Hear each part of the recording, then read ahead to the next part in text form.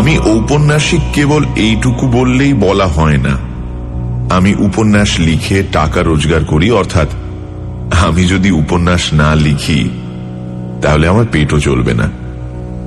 অর্থাৎ উপন্যাস লেখা আমার পেশা, কিন্তু এ পেশা বুঝি আর চলে না। বাড়িতে রোজ এত লোকের ভিড়, মাসিক পত্রের সম্পাদকের তাগাদা, চেনা অচেনা লোকের আনাগোনা, বন্ধু বান্ধবদের তাস দাবার আড্ডা, এইসব সামলাতে সামলাতেই প্রতিদিন কেটে যায়। যখন একলা হবার সময় পাই তখন আসে ঘুমের সময়। কাজেই কিছুদিনের জন্য কলকাতা ছাড়তে হলো। স্থির করলুম একখানা উপন্যাস না লিখে আর কলকাতায় ফিরব না। বিদেশে নিশ্চয়ই বাসায় এত চেনা অচেনা লোকের ভিড় হবে না। সিধে চলে গেলুম ঝাঝা জংশনে। একখানি ছোটখাটো বাংলো ভাড়া নিলুম। সকালে ও বিকেলে বেরিয়ে বেড়াই, দুপুর ও সন্ধেবেলাটা কেটে যায় উপন্যাস লেখায়। ভিড়ের ভয়ে বিদেশে পালিয়ে এলেও মানুষের সঙ্গ বিনা মানুষের প্রাণ বাঁচে না। ঝাঝায় এসেও ৩-৪ জন লোকের সঙ্গে আমার অল্প বিস্তর ঘনিষ্ঠতা হল। একজন হচ্ছেন মিসেস কুমুদিনী চৌধুরী। তিনি বিধবা। তাঁর স্বামী পেশাওয়ারে কাজ করতেন। স্বামীর মৃত্যুর পর থেকে তিনি ঝাঝায় এসে বাস করছেন। তাঁর সন্তানাদি কেউ নেই। ধর্মের তিনি খ্রিস্টান। আমার আরেকজন নতুন বন্ধুর নাম অমূল্যবাবু। এ ভদ্রলোকের বয়স হবে বছর 50। কলকাতার কোন কলেজে প্রফেসরি করতেন। এখন অবকাশ নিয়ে এইখানে বসেই লেখাপড়া নিয়েও দিন কাটিয়ে দেন। অমূল্যবাবু পরলোক তত্ত্ব নিয়ে সারা জীবনই যথেষ্ট আলোচনা করেছেন। মৃত্যুর পরে জীবের কি অবস্থা হয় তার মুখে সর্বদাই সেই কথা শুনতে পাওয়া যায়। এখানকার রেলের ডাক্তার গোবিন্দবাবুর সঙ্গেও আলাপ হল। তিনি খুব সাদাসিধে ভালো মানুষ লোক এবং সন্ধে হলেই ভূতের ভয়ে কাতর হয়ে পড়েন। সূর্যাস্তের পর তিনি প্রাণান্তেও অমূল্যবাবুর বাড়ির চৌকাঠ মারাতে রাজি হন না, কারণ পাছে তাকে কাছে পেয়ে অমূল্যবাবু 2-4টে পরলোকের কাহিনী শুনিয়ে দেন। সেদিন সন্ধ্যের কিছু আগে আমি অমূল্যবাবুর সঙ্গে বসে বসে গল্প করছিলাম। কথা হচ্ছিল পৃথিবীতে সত্যি সত্যি পিশাচের অস্তিত্ব আছে কিনা। অমূল্যবাবুর বিশ্বাস পৃথিবীতে সেকালেও পিশাচ ছিল, একালেও আছে। আমি জিজ্ঞাসা করলাম, পিশাচ কাকে বলে? অমূল্য বললেন, প্রেতাত্মাদের আমাদের মতো দেহ নেই, এ কথা তুমি জানো। দেহ না থাকলেও দুষ্ট প্রেতাত্মাদের আকাঙ্ক্ষা প্রায় প্রবল হয়ে থাকে, কিন্তু দেহের অভাবে তারা সে আকাঙ্ক্ষা মেটাতে পারে না। তাই অনেক সময় দুষ্ট প্রেতাত্মারা মানুষের সুরক্ষিত মৃতদেহের ভিতরে গিয়ে আশ্রয় নেয়। তখন সেই মরা মানুষ জ্যান্ত হয়ে উঠে জীবিত মানুষদের ধরে রক্ত শোষণ করে। এই জীবন্ত মৃতদেহগুলোই পিশাচ নামে খ্যাত। অমূল্যবাবু এমন দৃঢ় বিশ্বাসের সঙ্গে কথাগুলি বললেন যে আমার গায়ে কাঁটা দিয়ে উঠল। আমি বললুম, প্রায় শুনতে পাই অমুক লোক রক্ত স্বল্পতা হয়ে রোগে মারা গিয়েছে। আপনি কি বলতে চান যে পিশাচরাই তাদের মৃত্যুর কারণ? অমূল্যবাবু বললেন, অনেক সময় হতেও পারে, অনেক সময় নাও হতে পারে। ঠিক এই সময় মিসেস কুমুদিনী অমূল্যবাবুর বাইরের ঘরে এসে ঢুকলেন। ঢুকেই তিনি হাসতে হাসতে বললেন, কিসের গল্প হচ্ছে? আমি বললুম, অমূল্যবাবু আমাকে ভয় দেখাবার চেষ্টা করছেন। কুমুদিনী একখানা চেয়ারের ওপর বসে পড়ে বললেন, ও ভূতের গল্প বুঝি? বেশ, ভূতের গল্প শুনে ভয় পেতে আমি খুব ভালোবাসি। অমূল্যবাবু বললেন, বেশ ভয়ানক ভূত কাকে বলে আমি তা জানি না, তবে আজ আমি পিশাচের গল্প করছিলুম বটে। কুমুদিনী খানিকক্ষণ নীরবে অমূল্যবাবুর মুখের পানে তাকিয়ে রইলেন। তারপর ধীরে ধীরে বললেন, আচ্ছা অমূল্যবাবু, পিশাচের কথা সত্যি আপনি বিশ্বাস করেন? অমূল্যবাবু গম্ভীর স্বরে বললেন, সত্যি বিশ্বাস করি। খালি তাই নয়, আমার ধারণা সম্প্রতি এই ঝাঝাতেই বোধহয় পিশাচের উপদ্রব শুরু হয়েছে। আমি চমকে অমূল্যবাবুর মুখের দিকে মুখ তুলে তাকালাম। কুমুদিনীরও মুখ ভয়ে ম্লান হয়ে গেল, কিন্তু সে ভাবটা সামলে নিয়ে তিনি বললেন, আপনার এমন গাঁজাখুরি ধারণার কি কারণ শুনি?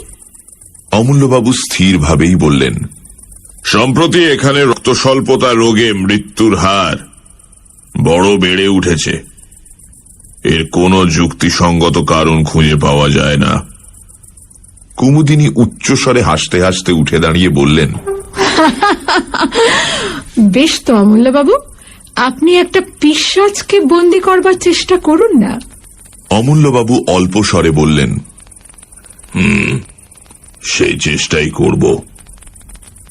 ভূত না মানলেও ভূতের ভয় যে ছাড়ে না, অমূল্যবাবুর বাড়ি থেকে আসতে আসতে সে প্রমাণ ভালো করেই পেলাম।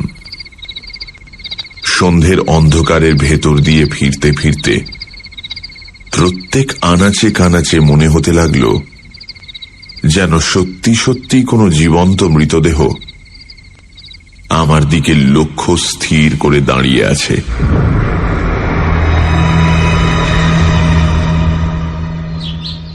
অমূল্যবাবু প্রতিদিন সকালে আমার বাসায় এসে চা পান করতেন।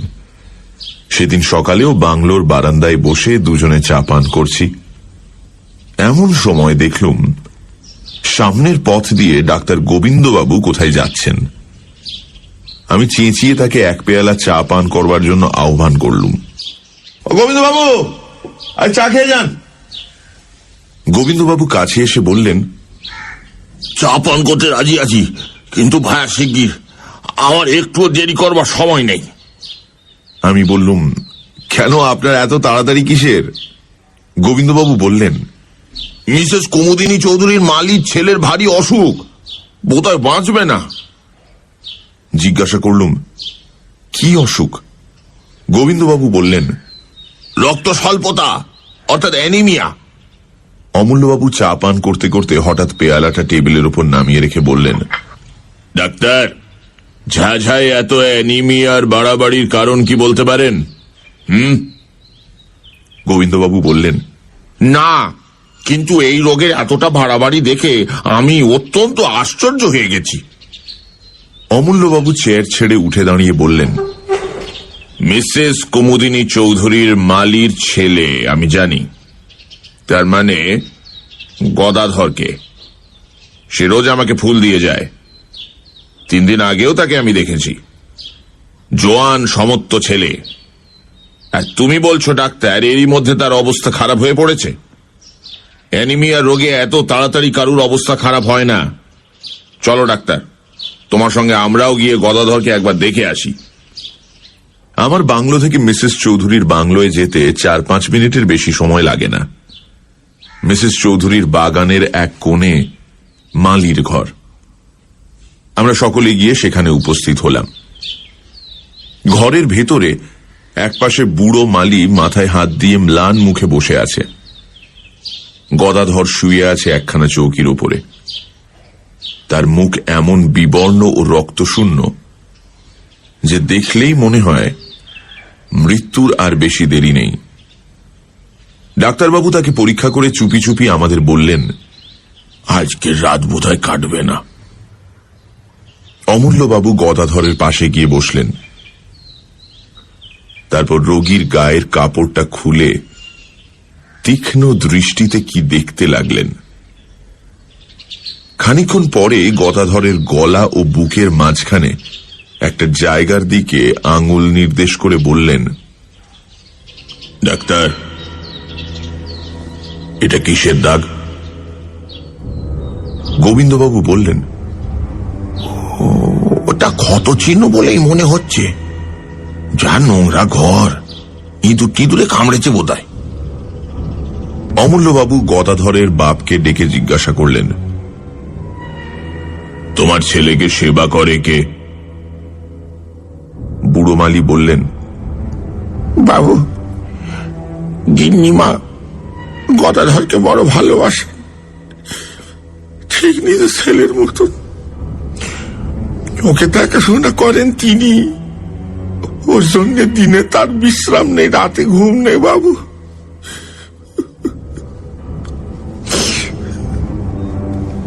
অমূল্যবাবু উঠে দাঁড়িয়ে দৃঢ় স্বরে বললেন, রোগীর ভালো রকম যত্ন সেবা হচ্ছে না। গদাধরকে আমি আমার বাড়িতে নিয়ে যাব। ডাক্তার, তোমার রেলের 2-4 জন কুলিকে ডাকো।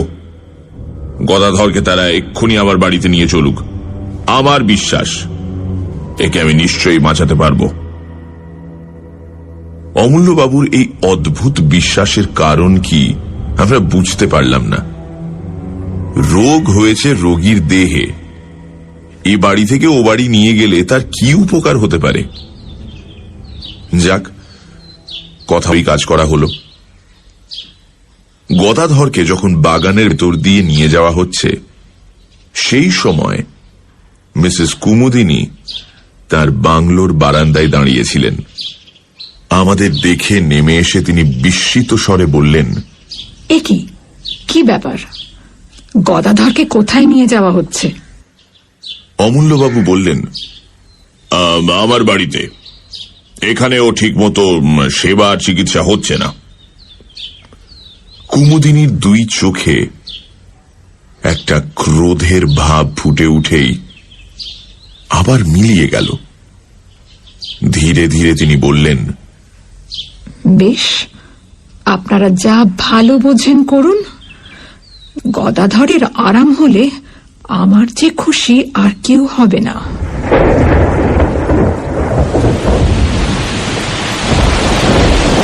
সেদিন সন্ধ্যের পর থেকে মুষলধারে বৃষ্টি নামল।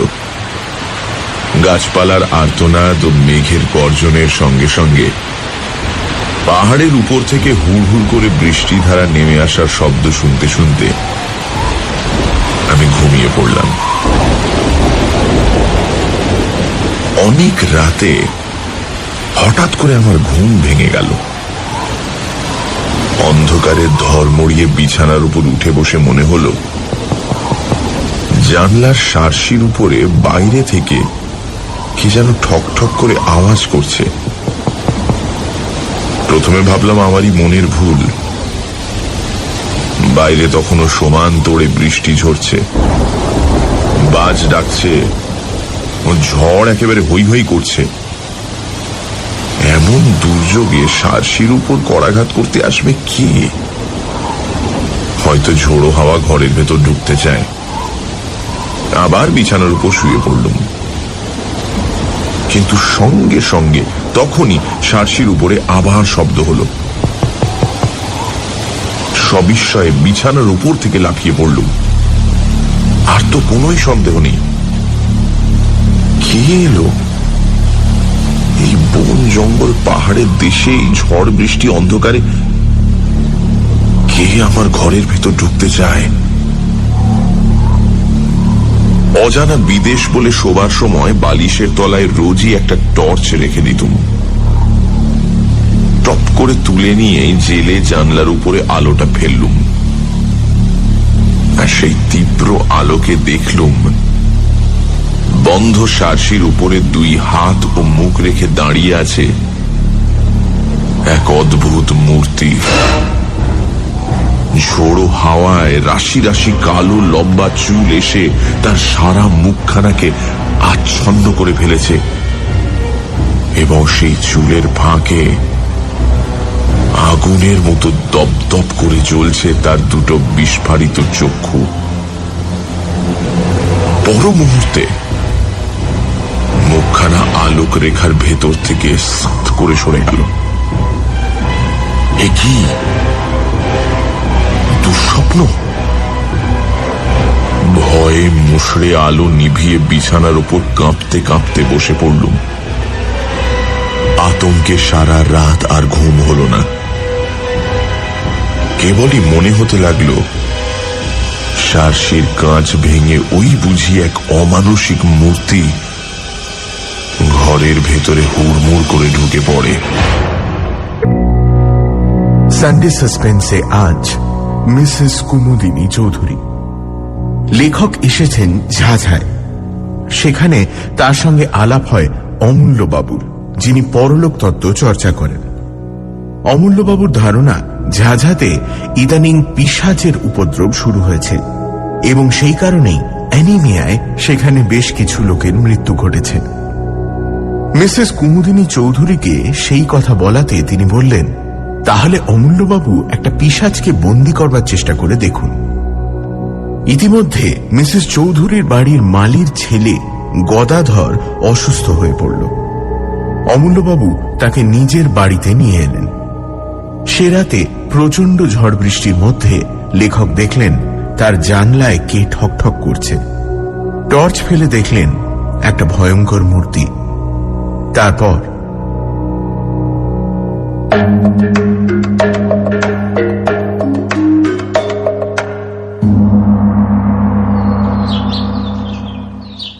জানলা দিয়ে সকালের আলো ঘরের ভেতরে এসে পড়েছে, কিন্তু তখন আমি জড়ো ভরতের মতো বিছানার উপর আড়ষ্ট হয়ে বসে আছি। এমন সময় বাইরে থেকে শুনলুম আমার নাম ডাকছেন অমূল্যবাবু। ও ভাই, আরে কি হলো, দরজা খোলো, আর কি মুশকিল? আশ্বস্তির নিঃশ্বাস ফেলে তাড়াতাড়ি উঠে দরজা খুলে দিলুম। অমূল্যবাবু ঘরের ভেতরে এলেন। আমি জিজ্ঞাসা করলুম, এত ভোরে আপনি? গদাধরের অসুখ বেড়েছে নাকি? অমূল্যবাবু বিছানার উপর উঠে বসে হাসি মুখে বললেন, অসুখ বেড়েছে কি, এই অল্প সময় গদাধর প্রায় সেরে উঠেছে। আমি সবিস্ময়ে বললুম, বলেন কি? কি করে ছাড়ল? অমূল্যবাবু বললেন, গদাধরের কোনো অসুখ তো হয়নি, সে পড়েছিল পিশাচের পাল্লায়। চেষ্টা করেও আমি হাসি থামাতে পারলুম না। কৌতুক ভরে বললুম, আপনি কি চারিদিকেই এখন পিশাচের স্বপ্ন দেখছেন? হ্যাঁ,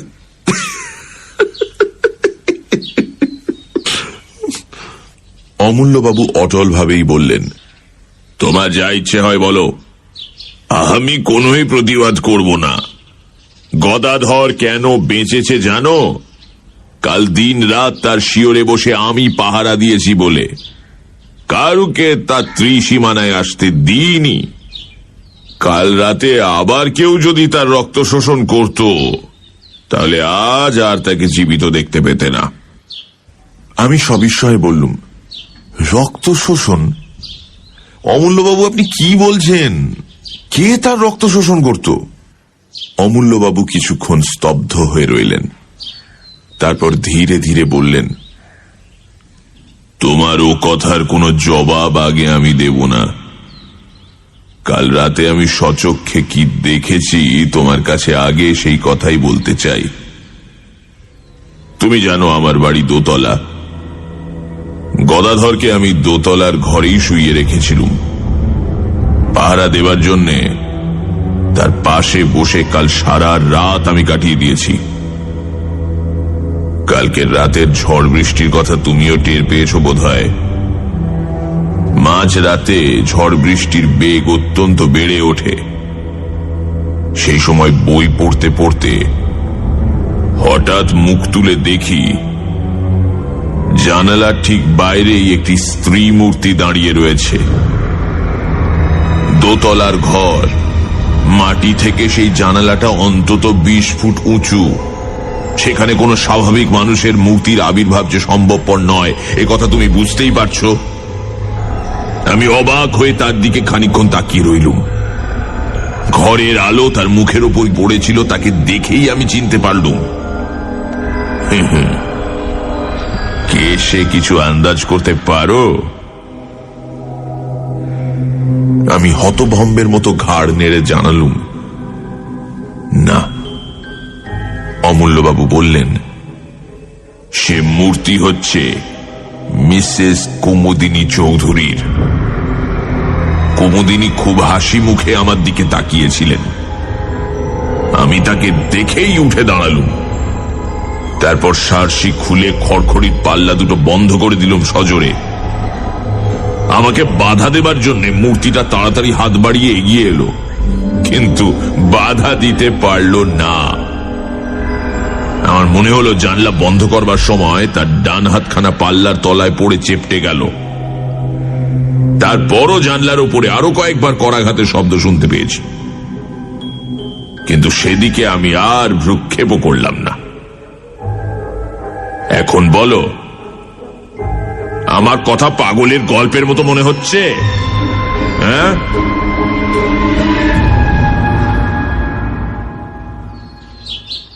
আমি রুদ্ধশ্বাসে বলে উঠলাম, অমূল্যবাবু, অমূল্যবাবু, আপনি আপনি কি বলছেন মিসেস কুমুদিনী চৌধুরী? অমূল্যবাবু বাধা দিয়ে বললেন, শোনো, টেলিগ্রামে আমি আর এক খবর আনিয়েছি। পেশাওয়ারে মিসেস কুমুদিনী চৌধুরীর স্বামী মারা যান অ্যানিমিয়া রোগে, আর মিসেস কুমুদিনী চৌধুরীও তার মৃত্যুর 15 দিন আগে দেহত্যাগ করেছেন। আমার সারা শরীর কেমন একটা করতে লাগলো। টেবিলের একটা কোণ ধরে তাড়াতাড়ি চেয়ারের উপর বসে পড়লুম। অনেকক্ষণ পরে নিজেকে সামলে নিয়ে অমূল্যবাবুর কাছে আমিও কাল রাতে যা দেখেছি সেই ঘটনাটা খুলে বললুম। অমূল্যবাবু কি একটা বলতে যাচ্ছিলেন, কিন্তু হঠাৎ দরজার দিকে তাকিয়ে থেমে গেলেন। ফিরে দেখলুম বাংলোর সিঁড়ি দিয়ে বারান্দায় এসে উঠলেন মিসেস কুমুদিনী চৌধুরী। তাকে দেখেই সবার আগে আমার চোখ পড়ল তার ডান হাতের দিকে। তার ডান হাতে ব্যান্ডেজ বাঁধা। কুমুদিনীও আসতে আসতে অমূল্যবাবুকে আমার ঘরে দেখেই থমকে দাঁড়িয়ে পড়লেন। তার মুখে চোখে এমন একটা অমানসিক বিশ্রী ভাব জেগে উঠল, যা কোনোদিন কোনো মানুষেরই মুখে আমি লক্ষ্য করিনি। তারপরেই দিকবিদিক জ্ঞান হারিয়ে তীরের মতন তিনি বারান্দার উপর থেকে নেমে গেলেন এবং সেই রকম বেগেই সামনের দিকে ছুটে চললেন। আমি দ্রুত পদে এগিয়ে গিয়ে চেঁচিয়ে উঠলুম, মিসেস চৌধুরী, সাবধান! Train, train! Mrs Chowdhury, Mrs Chowdhury, সাবধান! ট্রেন! কিন্তু আমার মুখের কথা মুখেই রইল।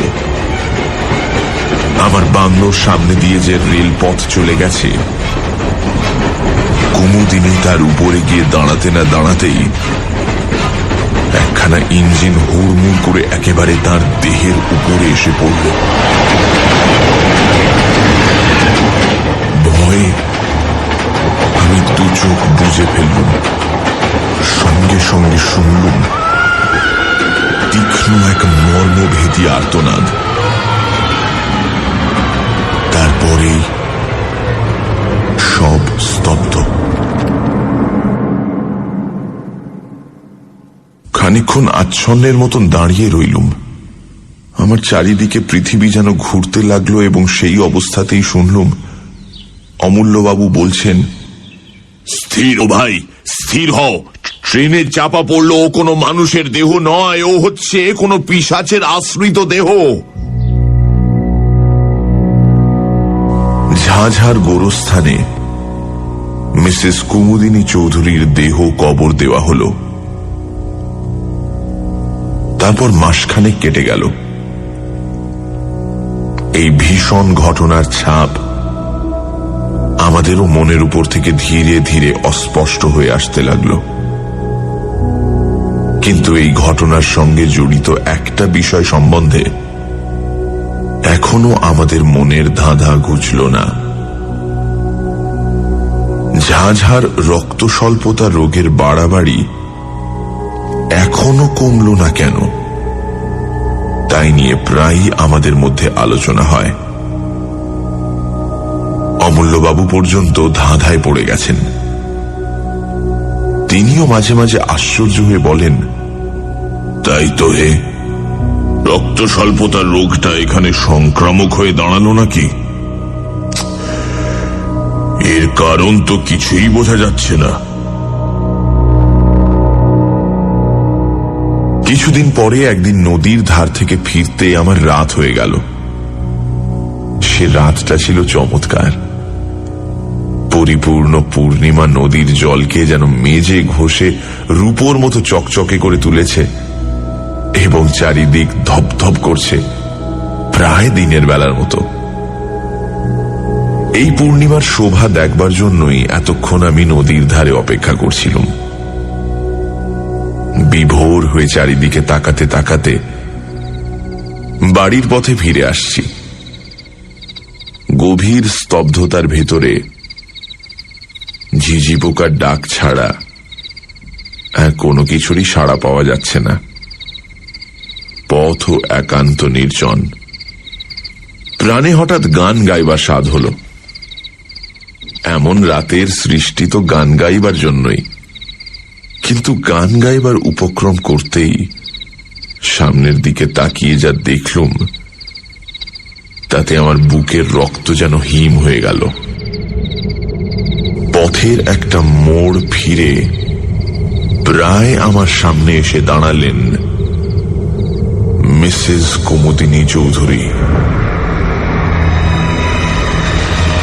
আমার দেখবার কোনো ভুল হয়নি। তেমন উজ্জ্বল পূর্ণিমায় ভুল হবার কোনো সম্ভাবনাই ছিল না। ভাগ্যে কুমুদিনী অন্যদিকে তাকিয়েছিলেন, তাই আমাকে তিনি দেখতে পেলেন না। আমি তাড়াতাড়ি একটা গাছের আড়ালে সরে গেলুম। কুমুদিনী সেই পথ ধরে একদিকে অগ্রসর হলেন। আমি স্তম্ভিত চোখে লক্ষ্য করলুম তার দেহ যেন মাটির উপর দিয়ে পা ফেলে হেঁটে যাচ্ছে না, শূন্য দিয়ে ভেসে যাচ্ছে একখানা মেঘের মতন। পথের বাঁকে সেই অদ্ভুত ভীষণ মূর্তি অদৃশ্য হয়ে গেল এবং আমিও ছুটতে লাগলুম রুদ্ধশ্বাসে, আতঙ্কে ও বিস্ময়ে বিহ্বল হয়ে। ছুটতে ছুটতে একেবারে অমূল্যবাবুর বাড়িতে। অমূল্যবাবু বৈঠকখানায় একা বসে বই পড়ছিলেন। হঠাৎ আমাকে সেইভাবে সেখানে গিয়ে পড়তে দেখে নির্বাক বিস্ময়ে আমার দিকে মুখ তুলে তাকিয়ে রইলেন। আমি প্রায় রুদ্ধস্বরে বলে উঠলুম, মিসেস চৌধুরী, মিসেস চৌধুরী। অমূল্যবাবু, এইমাত্র মিসেস চৌধুরীর সঙ্গে আমার দেখা হলো। অমূল্যবাবু সিধে হয়ে দাঁড়িয়ে উঠে বললেন, তার মানে? আমি হাঁপাতে হাঁপাতে বললুম, নদীর পথ দিয়ে ফিরে আসছিল মিসেস কুমুদিনী চৌধুরী। প্রায় আবার পাশ দিয়ে এই মাত্র চলে গেলেন অমূল্যবাবু। তুমি ঠিক দেখেছ? আপনাকে যেমন ঠিক দেখছি তাকেও ঠিক তেমনই দেখেছি। ওঠো ওঠো, আর দেরি নয়, এক্ষুনি আমার সঙ্গে চলো। এখন কোনো কথা জিজ্ঞাসা করো না, চলো। অমূল্যবাবু হাত ধরে আমাকে টেনে নিয়ে দ্রুত পদে ঘর থেকে বেরিয়ে এলেন। তারপর বাগানের কোণ থেকে একটা শাবল ও একখানা কোদাল তুলে নিয়ে কোদালখানা আমার হাতে দিয়ে বললেন, এসো। আমি যন্ত্রচালিতের মতন তার সঙ্গে চললুম। আবার সেই নদীর পথ। চারিদিক তেমনি নীরব ও নির্জন। আকাশে তেমনি স্বপ্নময় চাঁদের হাসি। নিবিড় বনজঙ্গল ও পাহাড়ের পর পাহাড় দাঁড়িয়ে আছে যেন ছবিতে আঁকা। কিন্তু সেসব দৃশ্য দেখবার মতো মনের অবস্থা তখন আমার ছিল না। আমার প্রাণ থেকে সমস্ত কবিত্ব তখন কর্পূরের মতন উবে গিয়েছিল। ঘাসের উপরে বড় বড় গাছের ছায়া নড়ছে আর আমি চমকে চমকে উঠছি। নিস্তব্ধতা বিদীর্ণ করে একটা পেঁচা চেঁচিয়ে উঠল। শিউরে চমলে উঠে আমি ভাবলুম, ঝোপে ঝাড়ে আড়ালে আবছায়ায় যেসব অশরীরী দুষ্ট আত্মা রক্ত তৃষ্ণায় উন্মুখ হয়ে আছে, ওই নিশাচর পাখিটা যেন তাদেরই সাবধান করে জানিয়ে দিল, তোমরা প্রস্তুত হও, পৃথিবীর শরীরী প্রাণী আসছে। ওই তো ঝাঝার গোরস্থান, কবরের পর কবর সারি সারি দেখা যাচ্ছে, তাদের উপরে ইটের বা পাথরের গাঁথুনি, পাশ থেকে নদীর জলের তান ভেসে আসছে অশ্রান্ত তালে। আমার মনে হলো, এতক্ষণ এইসব কবরের পাথরের উপর যেসব ছায়া দেহ বসে বসে রাত্রি যাপন করছিল, আচম্বিতে জীবিত মানুষের আবির্ভাবে অন্তরালে গিয়ে নদীর সঙ্গে স্বর মিলিয়ে তারা ভয়াবহ কানাকানি করছে। একটা ঝোপের ভিতরে আমাকে টেনে নিয়ে গিয়ে অমূল্যবাবু বললেন, এইখানে স্থির হয়ে লুকিয়ে বসে থাকি, এসো, সাবধান, কোনো কথা কইও না। সারা রাত সেইখানে আড়ষ্ট হয়ে দুজনে বসে রইলুম। সেদিনকার সেই রাতটাকে আর পৃথিবীর রাত বলে মনে হলো না। এই লোকে থেকেও আমরা যেন পরলোকের বাসিন্দা হয়েছি। চাঁদ পশ্চিম আকাশের শেষ প্রান্তে, পূর্ব দিকে ধীরে ধীরে যেন মৃত রাত্রির বুকের রক্ত ঝরে পড়তে লাগলো। ভোর হচ্ছে। হঠাৎ অমূল্যবাবু আমার গা টিপলেন। চমকে ফিরে দেখি, নিবিড় বনের ভেতর থেকে মেঘের মতো গতিতে এক অপার্থিব নারী মূর্তি বাইরে বেরিয়ে আসছে। মিসেস কুমুদিনী চৌধুরী। অমূল্যবাবু আমার কানে কানে বললেন, আজকে রাতের মতো পিশাচীর রক্ত পিপাসা শান্ত হল। মিসেস চৌধুরীর দেহ ধীরে ধীরে গোরস্থানের ভেতর গিয়ে ঢুকল। একটা কবরের ওপরে গিয়ে এক মুহূর্ত স্থির হয়ে দাঁড়ালো। তারপর আচমকা শূন্যে দুই হাত তুলে এমন প্রচন্ড তীক্ষ্ণ স্বরে হি হি হি হি হি করে অট্টহাস্য উঠল যে আমার সমস্ত বুকটা যেন বরফের মতো ঠান্ডা হয়ে গেল। সে কি পৈশাচিক শীতল হাসি! তারপর দেখলুম তার দেহটা ধীরে ধীরে মাটির ভেতর নেমে যাবে। তার খানিক পরেই সে একেবারেই অদৃশ্য হয়ে গেল। পূব আকাশে সূর্যের প্রথম ছটা জেগে উঠল। অমূল্যবাবু এক লাফে উঠে দাঁড়িয়ে বললেন, আর অপেক্ষা নয়, শিগগির আমার সঙ্গে এসো। আমরা মিসেস চৌধুরীর কবরের উপরে গিয়ে দাঁড়ালুম। অমূল্যবাবু বললেন, আমি শাবল দিয়ে মাটি খুঁড়ি আর তুমি কোদাল দিয়ে মাটি তোলো, চলো। তার এই অদ্ভুত আচরণের কারণ কি জিজ্ঞাসা করলুম না, কারণ আমি তখন আচ্ছন্নের মতো ছিলুম। তিনি যা বলেন আমি তাই করি।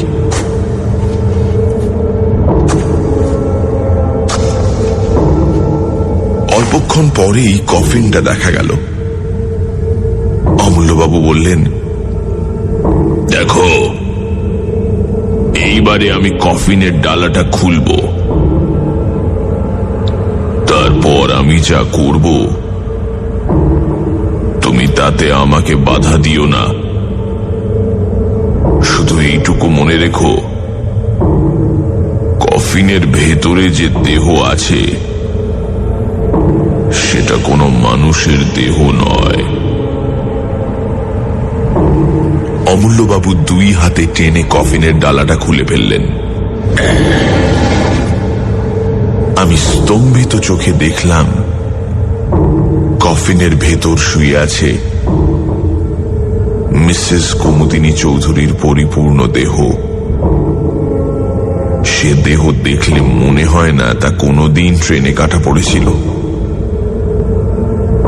সেটা 1 মাস আগে কবর দেওয়া কোনো গলিত মৃতদেহ নয়। তার তাজা মুখ অত্যন্ত প্রফুল্ল ও তার ঠোঁটের চারপাশে তরল রক্তধারা লেগে রয়েছে এবং তার জীবন্ত চোখ দুটো সহাস্য দৃষ্টিতে আমার মুখের দিকে তাকিয়ে আছে। অমূল্যবাবু দুই হাতে শাবলটা হঠাৎ মাথার উপর তুলে ধরলেন, তারপর সজোরে ও সবেগে শাবলটা মৃতদেহের বুকের ওপর বসিয়ে দিলেন।